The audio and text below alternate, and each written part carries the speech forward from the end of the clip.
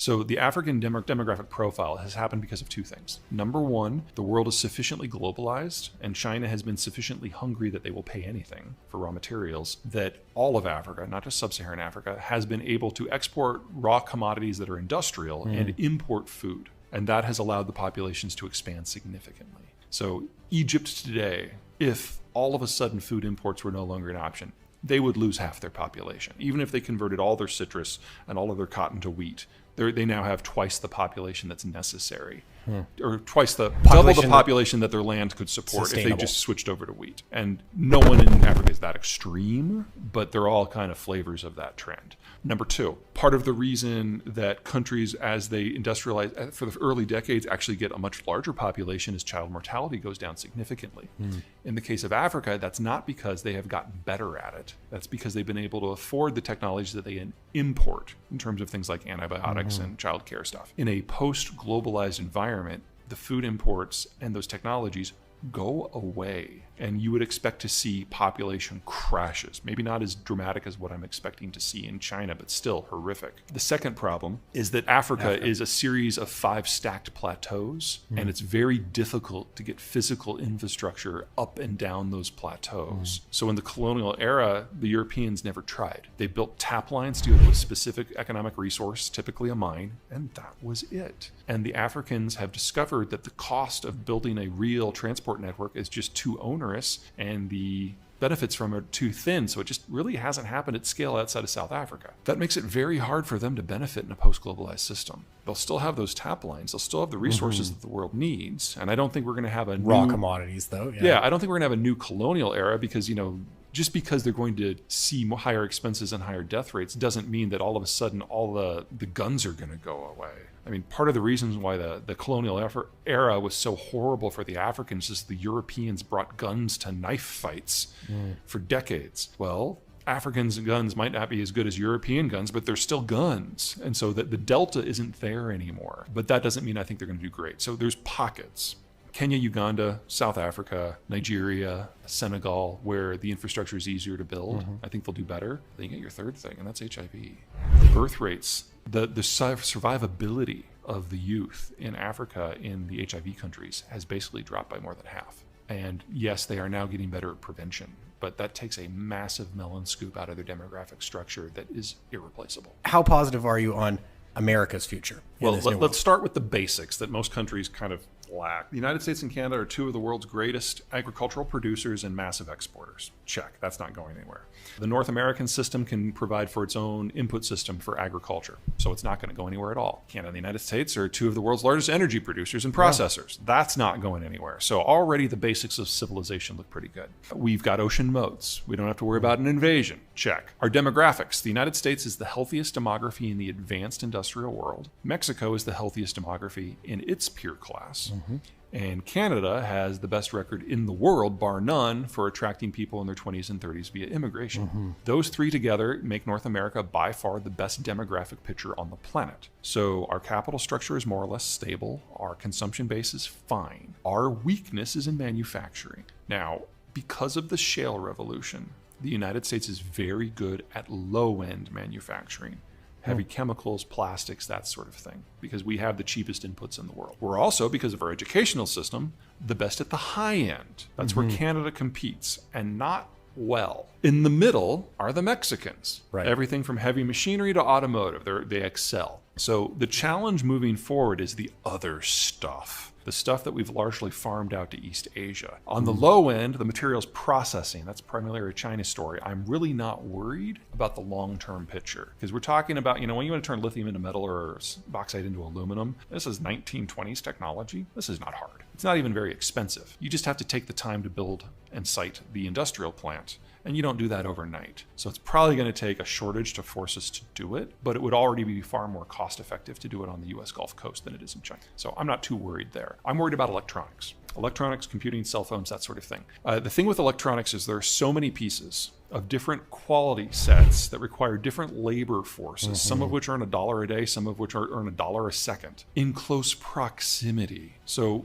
in North America, particularly on the Texas-Mexican border, your average car, the pieces are crossing It's 5 and 6 times Right. before you get your finished vehicle. That's an industry where we found a way to make it work. Electronics is a lot more complicated than automotive. And the disconnect, the delta between the low end and the high end labor required is much bigger. And so you need the Japan, Korea, Taiwan, China, Vietnam, Indonesia, Thailand. You need all of them to do it at scale. That's going away. The only place in North America where we even theoretically could do that is the US-Mexico border region. And maybe if we loop in Colombia for the really low end stuff, it's not a natural fit like Southeast Asia is. And so that is going to be the biggest adjustment for us, is how to build electronics at scale without that sort of differentiated labor system. And I do not see many opportunities for Canada to play in that space at all, because the Canadian border is with the United States, which is a similar labor structure. Right. Let's talk about Canada-US for a moment here. You know, one of the most successful relationships, I would say maybe the most successful relationship between any two countries anywhere. But there's something that Canadians notice about every American president, regardless of stripe, which is, including President Biden very recently, sort of supercharging a little bit more Buy American. You know, is there a way through that for Canada? Honestly, the hard work is done. So, and the person you have to think about this is Donald Trump, which I know, I can see you breaking out into hives already. One of the many clauses about NAFTA 2, I mean, let me start out. I am not a fan of Trump in any way, shape, or form, but I thought NAFTA 2, the way it was done, how it was done, when it was done, was beautifully done. I realize that It's there are a lot of largely people viewed very positively in the business community of Canada, Yeah, too. I mean, you guys lost a lot of your perks from NAFTA 1, and let's be honest, it was time. But part of it is that the rules of origin laws, especially when it comes to things like automotive, are pretty strict. And that's really, really bad for any automaker in the world who is not in NAFTA. Now, I think the best way that Canada can leverage this is in processing, and this is specifically Alberta. You've got the land, you've got the green space, and especially in Alberta, you've got the cheap electricity and the cheap energy. And that is the big hole that we have in the midterm. Now, the Gulf Coast is going to do everything they can to dominate this, but there's plenty of room for materials processing in Alberta, and I think you really need to take advantage of that. Beyond that, if you want to go into manufacturing, I'm not sure automotive is the greatest place for you to compete overall, because you don't have proximate centers to synergize with. But the more advanced components, the ones that are very high value added, the ones where transport is a minuscule, if not a rounding error to zero, part of the value. Basically, if the part can be flown to its assembly location in an economically viable manner, that's where you can play. I'm not sure you can do that in automotives or EVs, but I bet you can do that in aerospace and electronics. Do you think that there's a role that Canada could play as sort of a middle power in the world to come? There was a joke that went around American political circles in the 90s that with the end of the Cold War, New Zealand joined the non-aligned movement and Canada just became an NGO. I haven't heard that one, but I understand it. Even if Canada could function as a normal, unified, federal or unitary system, and it can't. Even if it could. The shape of Canada, the size of Canada, the fact that it has an Atlantic and a Pacific frontage that are so separated economically, strategically, and culturally. You couldn't play. Because if you can't provide the base security, none of the rest of it works. Now, post-World War II, pre-Ukraine Canadian policy piggybacked on global safety to push development goals and economic development and trade access. And in that, you were a middle power, but it was because of an environment that you could not create or shape. That environment is now gone, and so you would have to create or shape it yourself. You don't have the capacity. You're too far away, you're too split, you're too small. I'd argue the United States doesn't have that capacity to do it at scale on a global basis. Wow. We are going to have to choose. Now, the fact that Japan has decided to fuse with American power is a huge step in helping that work in different areas. But I think Especially Southeast naval Asia, power. Yeah. I think Southeast Asia, Northern Europe, specifically Scandinavia, again in partnership with the Brits, and maybe a degree of the Western Hemisphere in general, I think that's what we are going to be limited to. So within that pond, Canada can do a lot. But in addition to making friends with Washington, I would make friends with Tokyo. Because if you're looking for something that's a little bit not the United States, right, that's really the only option on deck until such time as the Brits kind of finally figure out what Brexit means. If you're advising the Prime Minister of Canada, if you don't think we can play as a middle power, how do you think we should play? Every Canadian province trades more with the United States than it does with the rest of the world. That will not change this century. I realize that the primary Canadian cultural identifier is that we're not American. Get it? I understand it. Even though like 80% of us live, within a within 2-hour sight drive. of the border. Yeah. I would say that the best way, if the goal is to maintain a little bit of light between the United States and Canada, and I understand why that is, the only place you can play is finance. Your energy goes south, your food processing largely goes through American ports. There's really not another player here, and your trade is dependent on American security. But there's a lot of money that's really scared from the rest of the world that is looking for a place to call home. And until recently, all of it that comes to Canada has been going into housing, and you need to redirect that somewhere else. Right. So, huge housing affordability issues exactly. in Canada at the moment. Yeah. Now, particularly in our gateway cities. Yeah. The foreigners who are doing this, they're scared they're going to lose everything, and it's a reasonable fear. And they would prefer a hard asset, a rate of return, and an implicit government guarantee, and housing checks 2 of the 3 boxes. So your goal is to create a financial product that checks 3 boxes.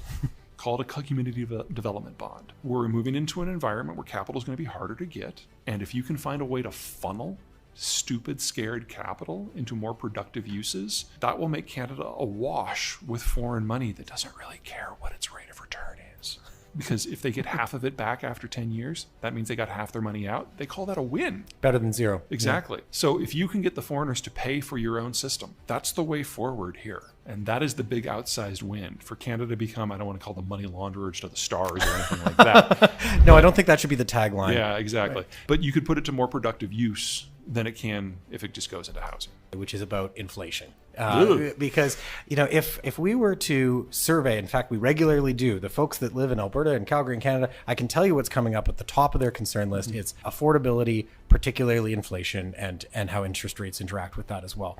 Now, there's this feeling of hopefulness that perhaps the period of inflation is mostly behind us, the pain is mostly behind us, and the interest rates will start to come down relatively rapidly. Do you share that view? No. In the United States, we're not going to see rates come down for another decade. We have to wait for another generation to become capital rich. Those will be the millennials. Basically, what's happening in the United States is the boomers are retiring. They're taking all their money with them. And even if interest rates were able to come down, capital costs really wouldn't. We have to wait for more people to enter their 50s. That means 2030 to 2035 is when we see the break.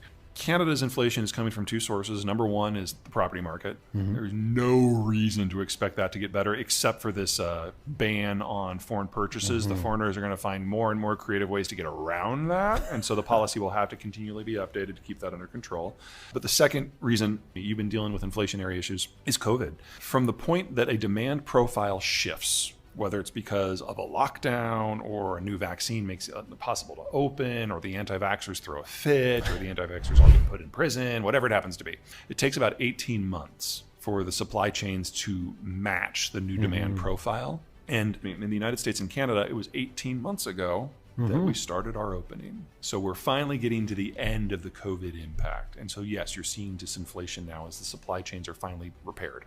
What I see coming is disruptions that are far more serious, not in demand, but in supply. Materials out of Russia, energy out of Russia, finished goods out of China. All of this is going to hit us over the next few years. And typically supply-driven inflation is way harder to Much address. harder to fix, because much you less have to build transitory. fundamentally new industrial plant in different locations or rebuild them from the ground up.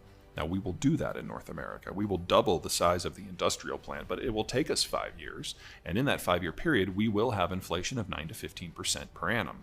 Ugh. But it's not because we don't have stuff. It's because we're building the ability to have stuff. And it will be rampant economic growth to be paired with that inflation. So it'll hurt, but at the end of it, we will have a supply chain system that is simpler, cleaner, more energy efficient, that employs people on the continent to sell people to the continent, that is immune to things that happen beyond the continent. This is a good story, but it's not a straight line, and it is bumpy.